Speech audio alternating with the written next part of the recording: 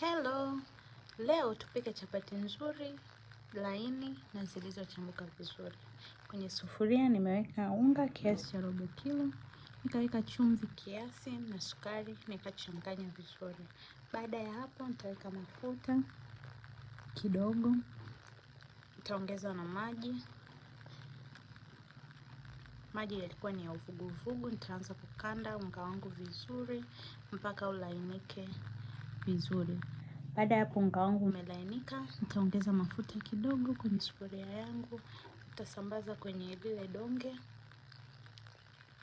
Alafu nitafunika baada ya dakika 2 mpaka 5 ili unga wangu uendelee kuwa laini. Baada ya hapo nitatengeneza donge ndogo ndogo. Natengeneza madonge 4 kulingana na kiasi cha unga wangu. Baada ya pale nitachukua donge moja na nitaanza kukanda. Baada ya kukanda, nitapakaza mafuta juu, nitanyunyiza unga kidogo na nitaanza kukunja chapati zangu. Utakunja kulingana na jinsi wewe unavyopenda. Ila kwa mimi leo nimeamua kukunja namna hiyo.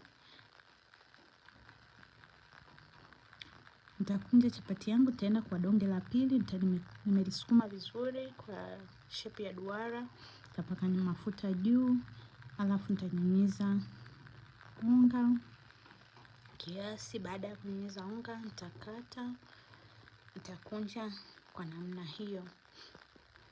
Nitafanya hivyo kwa madonge yangu yote.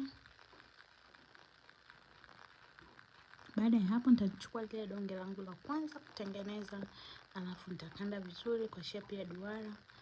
Nitafanya hivyo kwa madonge yote ambayo tayari nimeshayaweka. Baada ya kusukuma vizuri, tunaenda kuchoma. Tunaweka pani yetu kwenye moto. Moto ni kiasi kidogo sana ili chapati zetu zisiungue na ziive vizuri. Baada ya hapo nimegeuza, nitapaka mafuta juu. Nitageuza upande wa pili pia. Baada ya hapo chapati zangu ziko tayari, ni laini sana. Zimeiva vizuri. Kama utapenda, usiache kusubscribe, kulike, comment pia. Karibuni sana na asanteni.